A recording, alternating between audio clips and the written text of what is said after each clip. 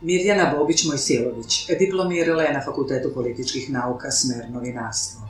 Novinarstvom se bavi od 1979. godine kada je postala saradnik omladinskih novina i Duge. Bila je urednik u časopisu Intervju, zatim urednik autor u Dugi.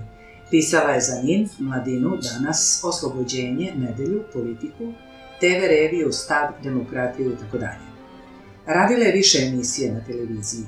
Prvu knjigu u zbirku kratkih priča Baba, nemoj ništa da me pitaš objavila je 1997. Nakon čega su usledili romani Dnevnik srpske domaćice, Happy End, Majke mi bajka, Ono sve što znaš o meni i brojni drugi. Autorka je 6 pozorišnih komada koji su izvođeni u Narodnom pozorištu, Ateljeu 212, Zvezdara teatru. Autorka je nekoliko samostalnih izložbi slika. Nekoliko puta je dobila nagradu Zlatni bestseller i dobitnica je Zlatne značke Kulturno-prosvetne zajednice Srbije.